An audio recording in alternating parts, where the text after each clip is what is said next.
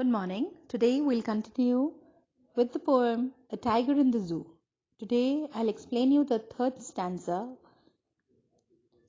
and I'll discuss the poetic devices that are used. So first of all I'll read out the stanza. He should be snarling around houses at the jungle's edge, baring his white fangs, his claws, terrorizing the village. So first of all, let's discuss the meanings of the difficult words. Snarling, first of all, so snarling, it is a warning sound that is made by animals. Baring is uncovered. Fangs here refer to the sharp tooth of animals. Terrorizing is scaring. So now in this, the poet says, had the tiger not been bound in his cage, the tiger would be free and he would be snarling around the houses, and he would be sitting at the jungles, at the outskirt of the jungle, and that will be in close vicinity of a village. And what he would be doing is he would be showing his white fangs, his sharp teeth, his claws, and thus he would be terrorizing the people passing that way, and then he would be producing low sound of anger. So in this stanza, the poet, he says that if the tiger, he comes to the reality now. So what he says is, had the tiger not been bound in his cage, so it would be moving around freely. It would be snarling around the houses and it would go to the outer of the village, outer of the jungle. It would be in the vicinity of a village. And then what it would do is it would be scaring, it would be terrorizing the people passing the way by showing his sharp teeth, his claws, and producing a low sound of anger. So now let's discuss the poetic devices that are used here. So first of all, the rhyme scheme that is used here is A, B, C, B. So what we can see is edge, village, both these words are rhyming.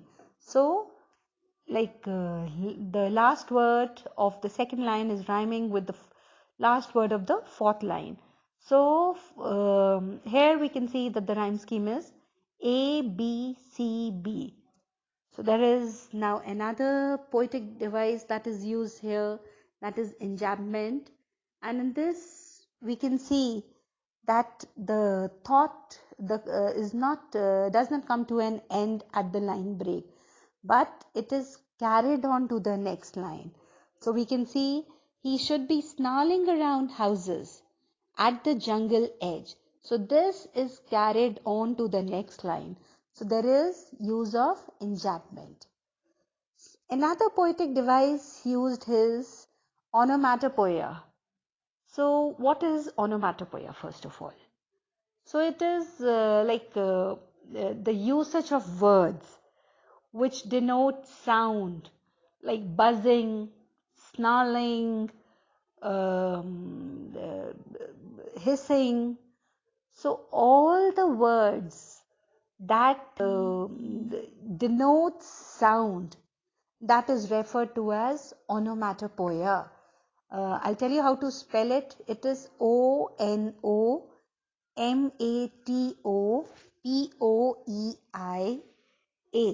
Onomatopoeia. So in this, it is the words like we can see in this stanza. Snarling. What is snarling? It is a warning sound that is made by animals. So we are using a word which denotes a sound. So there is use of onomatopoeia. Alright, so the next poetic device that is used is assonance. So we can see here that there is repeated use of vowel sound, and we can see that O and I sounds are repeated. So let's see this. The first line, he should be snarling around houses. So we can see that there is use of vowel sound O in this line. So there is use of assonance. So in the third line, what we can see is bearing his white fangs, his. So we can see that there is repetition sound, there is repetitive sound of the this vowel. So I also in this line. So there is use of assonance. So now in this consonance is also used. So what is consonance? Use of consonant sound. So we can see in this it is given um, his in the third line only, his fangs, his claws. So there is use of consonant sound S. So another poetic device that is used here is consonance.